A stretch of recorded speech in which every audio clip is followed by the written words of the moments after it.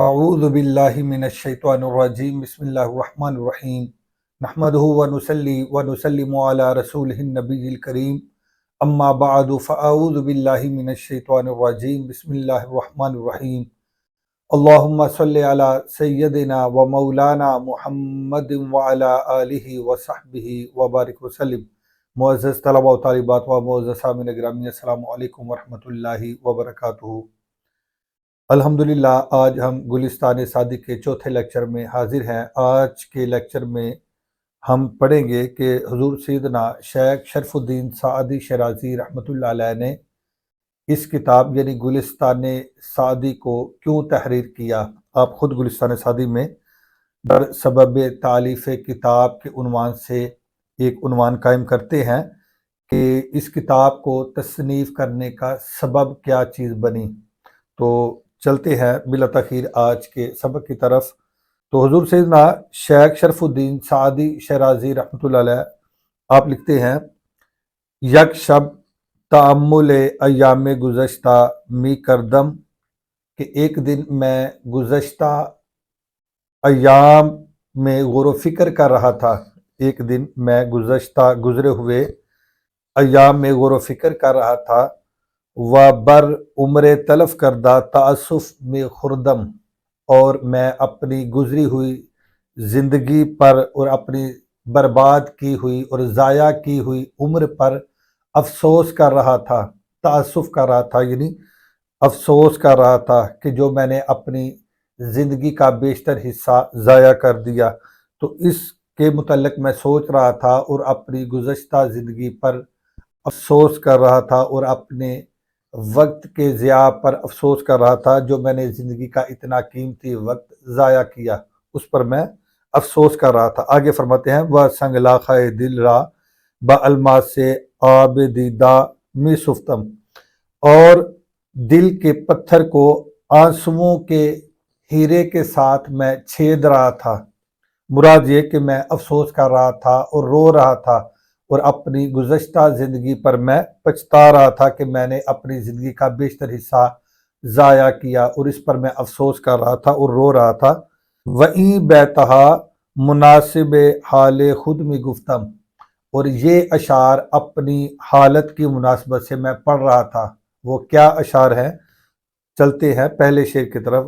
آپ فرماتے ہیں کہ ہر دم از عمر می رود نفسے، چو نگاہ می کنم نماند بسے۔ آپ فرماتے ہیں کہ ہر آن زندگی کا ایک سانس جا رہا ہے، جب میں غور کرتا ہوں تو اب زیادہ باقی نہیں رہی۔ جب میں غور کرتا ہوں تو اب زیادہ باقی نہیں رہی۔ مراد یہ کہ ہر دم زندگی کا سانس جا رہا ہے، یعنی جیسے جیسے لمحات بیت رہے ہیں ویسے ویسے زندگی کم ہوتی جا رہی ہے۔ جو ہماری مقررہ میعاد ہے، جو ہماری مقررہ زندگی ہے، جو ہماری مقررہ مدت ہے، اس مدت میں کمی بدستور واقع ہوتی چلی جا رہی ہے۔ جیسے جیسے یہ سانس آ رہی ہیں ویسے ویسے میری عمر گھٹ رہی ہے، زندگی کم ہو رہی ہے۔ ہر دم از عمر می رود نفسے، ہر آن، ہر لمحہ، ہر گھڑی زندگی کا ایک سانس جا رہا ہے یعنی کم ہو رہا ہے۔ چو نگاہ می کنم، جب میں اس کی طرف دیکھتا ہوں کہ باقی ماندہ زندگی کتنی رہ گئی ہے، تو فرماتے ہیں کہ نماند بچے، تو یہ کچھ زیادہ نہیں بچی۔ آگے آپ فرماتے ہیں، اے کہ پنجا رفت و در خوابی، مگر این پنج روز در یابی۔ آپ فرماتے ہیں کہ اے وہ شخص کہ جس کے 50 سال بیت گئے، یعنی اس کی زندگی کا اتنا عرصہ بیت گیا، اور اس سے کثرت عدد مراد ہے، یعنی زیادہ زندگی کا حصہ بیت چکا ہے، زیادہ زندگی کا حصہ بیت چکا ہے۔ اے کہ 50 رفت، اے وہ شخص کہ جس کی زندگی کے 50 سال بیت گئے، 50 سال گزر گئے، وہ در خوابی، اور تو ابھی تک خواب غفلت میں ہے۔ یعنی شیخ سعدی اپنے آپ کو مخاطب کرتے ہیں کہ اے وہ شخص کہ جس کی زندگی کے 50 سال بیت گئے اور تو ابھی تک خواب غفلت میں ہے، غفلت میں پڑا ہوا ہے۔ مگر ای 5 روز در یابی، شاید کہ یہ ان 5 دنوں سے تو فائدہ اٹھا لے، شاید کہ ان 5 روز سے تو فائدہ اٹھا لے۔ مراد یہ کہ جو زندگی باقی رہ گئی ہے، جو چند ایام باقی رہ گئے ہیں، وہ خواہ 1 سال ہے، 2 سال ہے، 5 سال ہے، 10 سال ہے، یا 15-20 سال، جتنی زندگی کا عرصہ باقی رہ گیا ہے، شاید کہ تو ان ایام سے فائدہ اٹھا لے اور اللہ کی یاد میں مگن ہو جائے اور آخرت کا کچھ ذخیرہ اکٹھا کرنے میں تو مشغول ہو جائے۔ پچھلے 50 سال یعنی زندگی کا کثیر حصہ تو برباد کر چکا، ضائع کر چکا۔ اب شاید کہ تو زندگی کے جو آخری ایام چل رہے ہیں، جو تھوڑا وقت باقی رہ گیا ہے، شاید کہ تو ان تھوڑے ایام میں فائدہ اٹھا لے اور اللہ کی یاد میں مشغول ہو جائے اور گزشتہ اور سابقہ زندگی پر تو تائب ہو جائے۔ چلتے ہیں اگلے شعر کی طرف۔ آگے فرماتے ہیں، خجل کس کے رفت وقار نہ ساخت۔ وہ شخص شرمندہ ہوا کہ جس نے جو چلا گیا اور کوئی کام نہ کیا، جو چلا گیا اور کوئی کام نہ کیا، کو سے رحلت زدند و بار نہ ساخت۔ لوگوں نے کوچ کا نکارہ بجا دیا اور اس نے ابھی تک سامان نہ باندھا۔ لوگوں نے کوچ کا نکارہ بجا دیا اور اس نے ابھی تک سامان نہ باندھا۔ تو مراد یہ ہے کہ وہ شخص شرمسار ہوا جو اس دنیا سے چلا گیا، لیکن وہ اپنے ساتھ سامان آخرت لے کے نہ گیا بلکہ خالی ہاتھ چلا گیا، تو وہ شخص شرمسار ہوگا، وہ افسوس کرے گا اور اپنی زندگی پر شرمندہ ہوگا۔ کو سے رحلت زدن و بار نہ ساخت۔ لوگوں نے کوچ کا نکارہ بجا دیا اور اس نے سامان نہ باندھا۔ تو جب پہلے قافلوں کے ساتھ جب سفر کیا جاتا تھا، تو جب کسی جگہ پر سٹے کرتے تھے، رکتے تھے، ٹھہرتے تھے، قیام کرتے تھے، تو جب اس کے بعد پھر جب یہ قافلہ اکٹھا چلتا تھا تو ایک نکارہ بجایا جاتا تھا، تو یہ علامت اور نشانی ہوتی تھی کہ اب قافلہ چلنے والا ہے، تو سارے لوگ تیار ہو جائیں اور قافلے کے ساتھ چل پڑے۔ تو آپ فرماتے ہیں کہ لوگوں نے کوچ کا نکارہ بجا دیا، لیکن افسوس ہے اس شخص پر اور وہ شخص شرمسار ہوگا اور وہ پچھتائے گا کہ جب لوگ کوچ کا نکارہ بجا دیں گے اور اس نے ابھی سامان نہ باندھا ہوگا۔ مراد یہ کہ یہ ابھی تیار ہی نہ ہوگا۔ تو مراد یہ کہ جب موت کا نکارہ بجے گا، موت آ جائے گی، لیکن اس کی موت کی تیاری نہ ہوگی، پھر یہ تاسف کرے گا، یہ افسوس کرے گا اور یہ شرمسار ہوگا اور پھر یہ پچھتائے گا۔ چلتے ہیں اگلے شعر کی طرف۔ آگے فرماتے ہیں، خواب نوشی بامداد رحیل باز دارد پیادہ راہ ز سبیل۔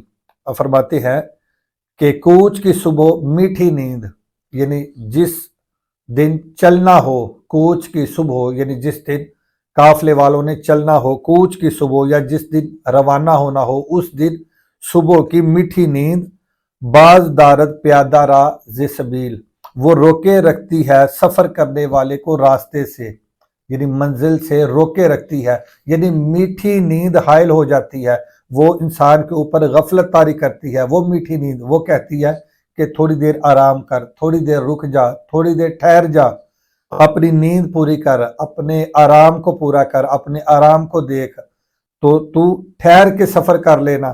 تو یہ جو کوچ کے دن، کوچ کی صبح میٹھی جو نیند ہوتی ہے، اور اس نیند سے مراد خواب غفلت ہے، یعنی جو غفلت میں انسان پڑا ہوا ہے، یہ غفلت انسان کو روکے رکھتی ہے۔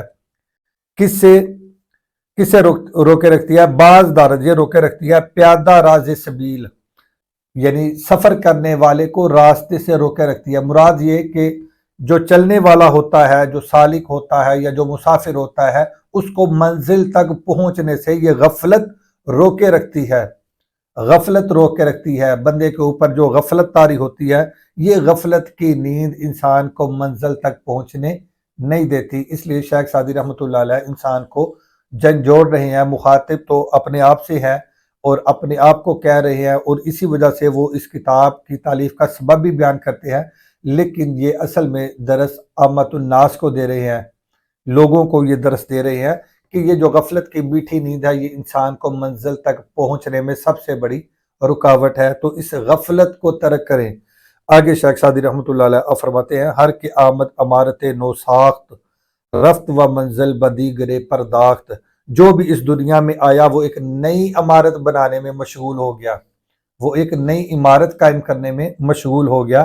رفت و منزل بدیگر پرداخت، وہ خود تو چلا گیا اور اس منزل میں، اس مکان میں کوئی دوسرا آ کے بسیرا کرنے لگا، کوئی دوسرا اس میں آ کے مشغول ہو گیا، کوئی دوسرا آ کے اس کا مکین بن گیا، وہ خود تو چلا گیا۔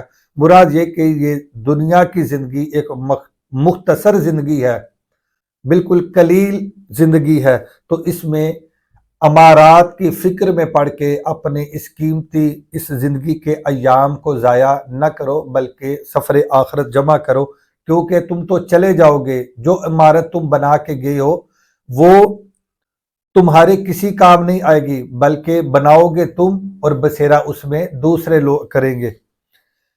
آپ فرماتے ہیں ہر کی آمد عمارت نو ساخت، جو بھی آیا اس نے ایک نئی عمارت قائم کی، نئی عمارت بنائی۔ رفت، وہ چلا گیا، وہ منزل با دیگر پرداخت، اور عمارت دوسروں کے لیے وہ خالی کر گیا، اب دوسرے لوگ اس کے مکین بنیں گے، اس میں ٹھہریں گے۔ آگے شیخ سعدی رحمۃ اللہ علیہ فرماتے ہیں وہ دیگر پخت ہم چنی حوثے وی عمارت بسر نہ برت کسے۔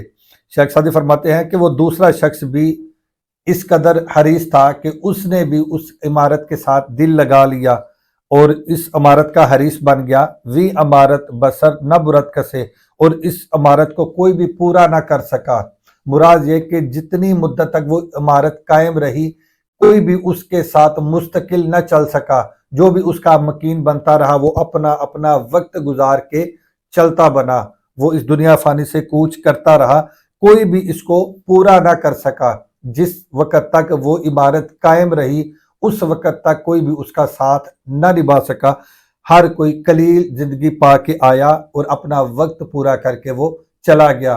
تو بے وقوف ہے وہ شخص اور جاہل ہے وہ شخص اور غافل ہے وہ شخص جو ان عمارات کے ساتھ اپنا دل لگا لیتا ہے، جو عمارات کے ساتھ اپنا دل لگاتا ہے۔ اسی طرح حضور سیدنا شیخ شرف الدین سعدی شرازی رحمۃ اللہ علیہ نے اشارہ فرمایا ہے۔ آگے شیخ سعدی رحمۃ اللہ علیہ فرماتے ہیں یار ناپائیدار دوست مدار، دوستی را نہ شاید این غدار۔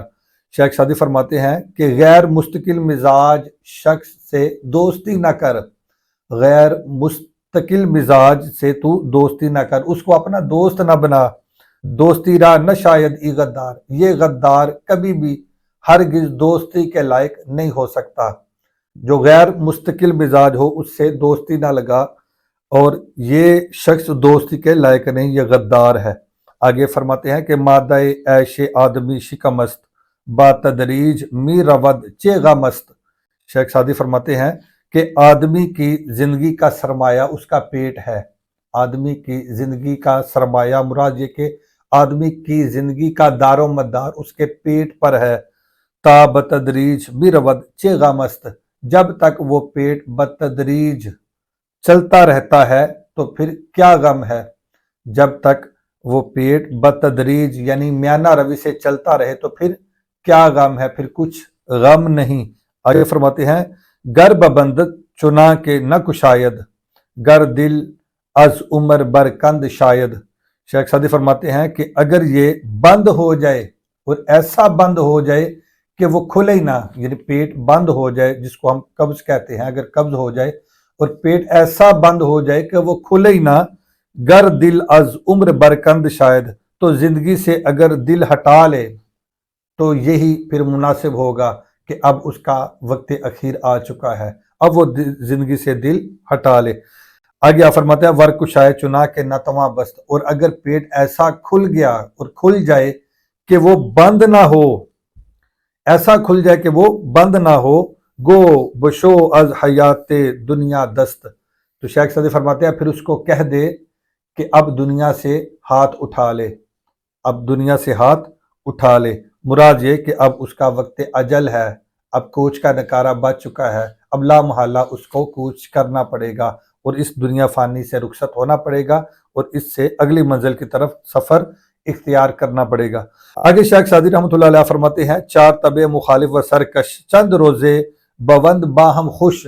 آپ فرماتے ہیں کہ چار طبیعتیں ایسی ہیں جو ہیں تو آپس میں مخالف، جو ہیں تو آپس میں مخالف، سرکش ہیں، آپس میں سخت مخالف ہیں، چند روزے بوند باہم خوش، اور یہ چند روز ہی آپس میں خوش رہتی ہیں، چند روز ہی آپس میں خوش رہتی ہیں۔ یہ چار طبیعتیں ہیں جو آپس میں بالکل مختلف ہیں، آپس میں بالکل مخالف ہیں، لیکن اللہ کے حکم کے تحت وہ اکٹھی رہتی ہیں۔ وہ چار طبیعتیں کون سی ہیں؟ یہ جو انسان کا خمیر ہے، یہ ہوا، مٹی، پانی اور آگ، ان چار چیزوں کا مجموعہ ہے۔ مٹی، پانی، ہوا اور آگ، ان چار چیزوں کا یہ انسان مرکب ہے، یہ مجموعہ ہے۔ تو آپ فرماتے ہیں یہ چاروں چیزیں، یہ چاروں طبیعتیں آپس میں مخالف ہیں، یہ اللہ پاک کے حکم کے ساتھ چند روز ہی اکٹھی رہتی ہیں، جب اس کا حکم ہو جاتا ہے تو پھر یہ جدا ہو جاتی ہیں۔ گر یکے زیں چار شد غالب، جان شیری بر آید از کالب۔ آپ فرماتے ہیں کہ اگر ان چار میں سے ایک بھی غالب آ جائے، یعنی کوئی بھی غالب آ جائے، اگر آگ، چونکہ انسان کے اندر آگ بھی ہے یعنی حرارت ہے، تو اگر حرارت غالب آ جائے یا برودت غالب آ جائے یا مٹی کا عنصر غالب آ جائے یا پانی کا عنصر غالب آ جائے، یعنی ان چاروں میں سے کوئی ایک طبیعت بھی غالب آ جائے، جان شیری بر آید از کالب، تو یہ میٹھی جان کالب سے باہر آ جاتی ہے۔ تو یہ جو انسان کے اندر روح ہے یہ پھر اس کے جسم سے نکل جاتی ہے۔ لا جر مرد عارف کامل، نہ نہد بر حیات دنیا دل۔ آگے شیخ سعدی فرماتے ہیں کہ لا محالہ عارف کامل وہ دنیا کی زندگی سے دل نہیں لگاتا۔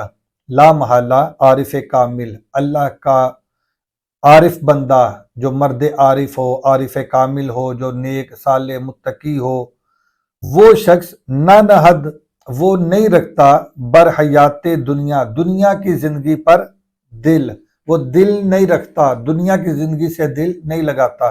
جو عارف کامل ہوتا ہے، جو جاننے والا ہوتا ہے، جو اس کا ادراک رکھتا ہے کہ یہ چند روزہ زندگی ہے، یہ چند روزہ دنیا ہے اور یہ عارضی اور فانی دنیا ہے، اس سے ہم نے کوچ کر کے اگلی منزل کی طرف روانہ ہونا ہے، تو وہ جو جانتا ہے، جو عارف کامل ہے، وہ پھر اس گھٹیا دنیا کے ساتھ اور اس عارضی اور فانی دنیا کے ساتھ پھر دل نہیں لگاتا۔ آگے شیخ سعدی فرماتے ہیں نیک و بچو ہمیں بباید مرد، خنک آن کس کے گوئے نیکی برد۔ شیخ سعدی فرماتے ہیں کہ نیک اور بد جب سبھی نے مر جانا ہے، نیک اور بد، خواہ کوئی نیک ہو خواہ کوئی برا ہو، جب سبھی نے مر جانا ہے، سبھی کو موت آنی ہے، خنک آن کس، تو کتنا خوش نصیب اور اچھا ہے وہ شخص جو نیکیوں میں سبقت لے جائے، جو نیکیوں میں سبقت لے گیا، جو نیکیوں میں بازی لے گیا۔ گوئے نیکی برد، جو نیکی لے گیا، جو نیکیوں میں سبقت لے گیا، برازی کے جو نیکیوں میں سبقت لے گیا، وہ کتنا خوش نصیب ہے۔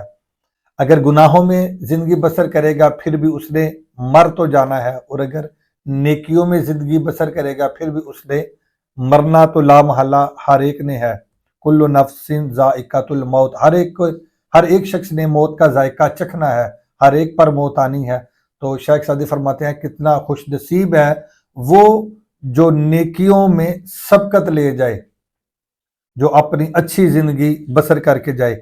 آگے شیخ سعدی فرماتے ہیں برگ ایشے بگور خیش فرست، کس نے عارض ز پستو پیش فرست۔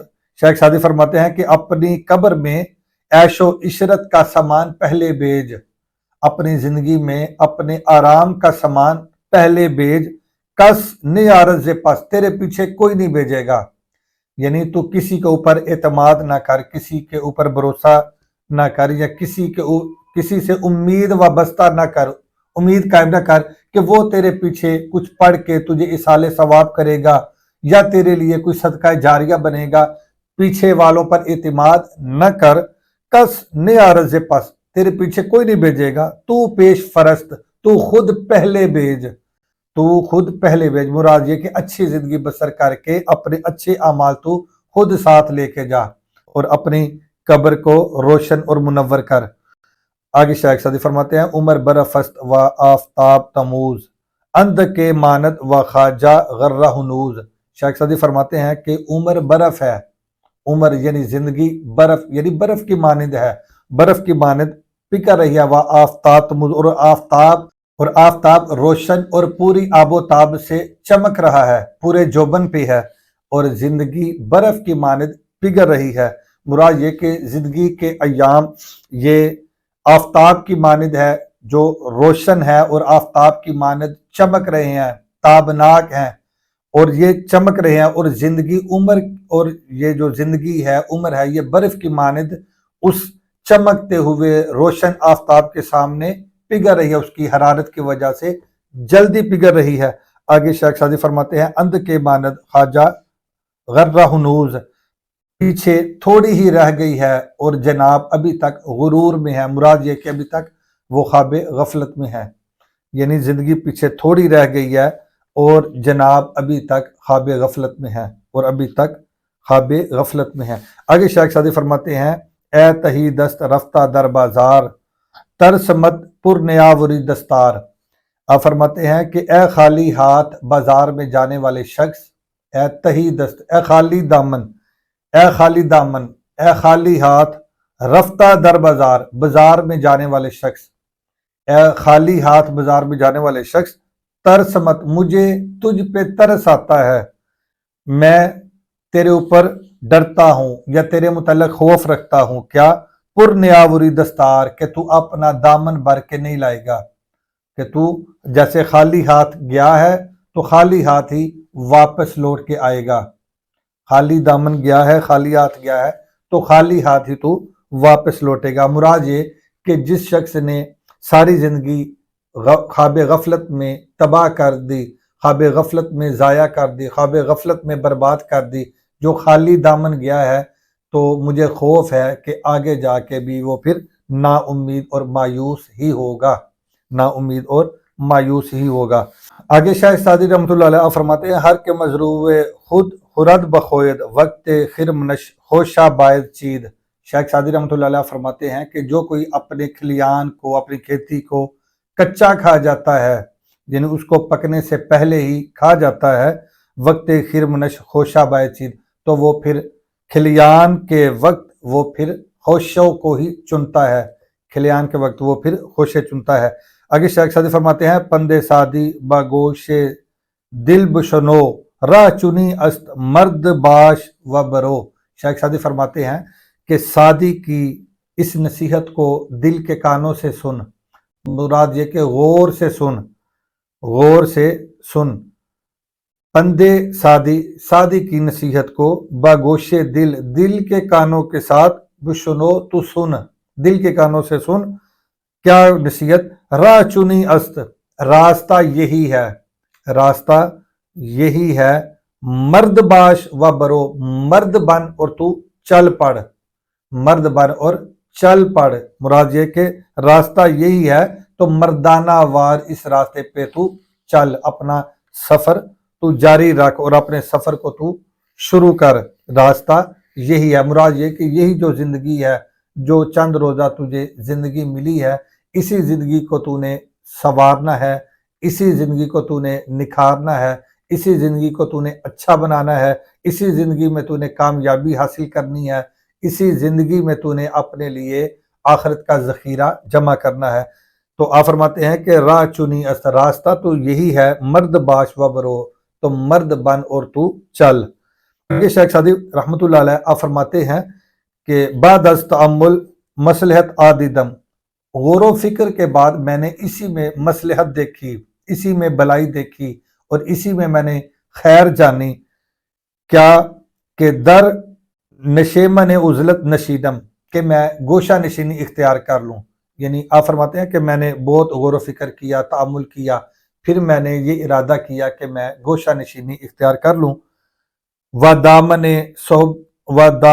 सोहबत फराहम चीनम, और दोस्तों की सोहबत से मैं अपना दामन समेट लूँ, और दोस्तों की सोहबत से मैं अपना दामन समेट लूँ। मुराद ये कि मैं अपना हल्के अहबाब को महदूद कर लूँ और गोशा नशीनी इख्तियार कर लूँ और अलग थलग हो जाऊँ और अल्लाह ताला की याद में मशगूल हो जाऊँ और मैं दोस्तों की मजालिस को, महाफिल को मैं फिर तर्क कर दूँ। आगे शेख सादी फरमाते हैं वह दफ्तर अज गुफ्तार हाय परेशान बशोयम व मिन बाद परेशान गोयम। आप फरमाते हैं कि मैं फजूल बातों का दफ्तर دوں اور اس کے بعد پھر کوئی بھی غیر ضروری بات نہ کروں، اس کے بعد پھر کوئی غیر ضروری بات نہ کروں۔ پریشان دفتر ہائے پریشان بشعیب، یعنی فضول باتوں کے اس دفتر کو میں دو ڈالوں، اس فضول باتوں کے اس دفتر کو دو ڈالوں۔ ومن بعد پریشان گویم، اور اس کے بعد کوئی بھی پریشان کن کلمہ نہ کہوں، کوئی بھی پریشان کن بات نہ کہوں، مراد یہ کہ کوئی بھی میں پھر غیر ضروری بات نہ کروں۔ آگے ایک شعر لکھتے ہیں، زباں بریدہ بکنج نشستہ سم بکمن، بے از کسے کہ نہ باشد زبانش اندر حکم۔ شیخ سعدی فرماتے ہیں کہ کٹی ہوئی زبان اور کونے میں بیٹھا ہوا سم بکمن، یعنی گونگا بہرا بن کے بیٹھا ہوا شخص، بے از کسے وہ بہتر ہے اس شخص سے، نہ باشد زبانش اندر حکم، کہ جس شخص کی زبان اس کے کنٹرول میں نہ ہو، جس شخص کی زبان اس کے کنٹرول میں نہ ہو، اس سے بہتر ہے وہ شخص جس کی زبان کٹی ہوئی ہو اور ایک کونے میں ہو اور گونگا اور بہرا بن کے بیٹھا ہوا ہو۔ مراد یہ کہ جس نے گوشہ نشینی اختیار کر لی، جو الگ تھلگ ہو گیا، جو فضول گوئی سے بچ گیا، تو وہی شخص بہتر ہے۔ تو شیخ سعدی رحمۃ اللہ علیہ نے جو اس کتاب کی تصنیف کا سبب بیان کیا ہے، وہ کچھ حصہ تو آپ نے سماعت کر لیا، یہ مضمون ابھی آگے تک چلتا ہے، لیکن ہم آج کے لیکچر میں یہیں تک بیان کریں گے، باقی میں انشاءاللہ آپ کو مختصر بیان کر دیتا ہوں۔ اس کے بعد حضور سیدنا شیخ شرف الدین سعدی شرازی رحمۃ اللہ علیہ آپ لکھتے ہیں کہ میرے دوستوں میں سے کوئی ایک دوست جو میرے ساتھ بہت بے تکلف تھا، وہ میرے حجرہ میں آیا اور اس نے مجھے گوشہ نشینی جو میں نے اختیار کی تھی وہاں سے وہ میرے حجرے سے باہر لے آیا۔ میں نے اس کو اپنے دلائل دیے اور گوشہ نشینی کی فضیلت، گوشہ نشینی کی اہمیت کے اوپر بیان کیا، لیکن اس نے اپنے دلائل دیے کہ آپ گوشہ نشینی کو ترک کریں اور عامت الناس کی خدمت کریں اور ان کے لیے کوئی ایسا تحفہ تیار کریں جو آنے والی نسلوں کے لیے بھی مفید ہو۔ تو ایسے دونوں نے آپس میں تکرار کی، بحث کی اور اپنے اپنے دلائل دیے۔ بالآخر جو حضور سیدنا شیخ شرف الدین سعدی شرازی رحمۃ اللہ علیہ کا دوست تھا، اس نے دلائل کے ساتھ حضور سیدنا شیخ شرف الدین سعدی شرازی کو مائل کر لیا اور قائل کر لیا۔ یوں پھر حضور سیدنا شیخ شرف الدین سعدی شرازی رحمۃ اللہ علیہ نے اتنا پیارا تحفہ یعنی گلستان سعدی جو اس امت کو دیا، یہ آپ نے پھر اس کتاب کو تحریر کیا۔ نہایت خوبصورت یہ کتاب ہے، اس میں حضور سیدنا شیخ شرف الدین سعدی شرازی رحمۃ اللہ علیہ مختلف حکایات لے کے آئے ہیں، نہایت سبق آموز حکایات ہیں۔ انشاءاللہ العزیز ہم جیسے جیسے آگے ہمارے لیکچر چلیں گے تو انشاءاللہ العزیز ویسے ویسے ہم آگے چل کے ہم ان حکایات کو بھی اپنے لیکچرز میں، اپنے دروس میں شامل کریں گے۔ آج کے لیے اتنا ہی کافی ہے۔ اللہ حافظ۔ السلام علیکم ورحمۃ اللہ وبرکاتہ۔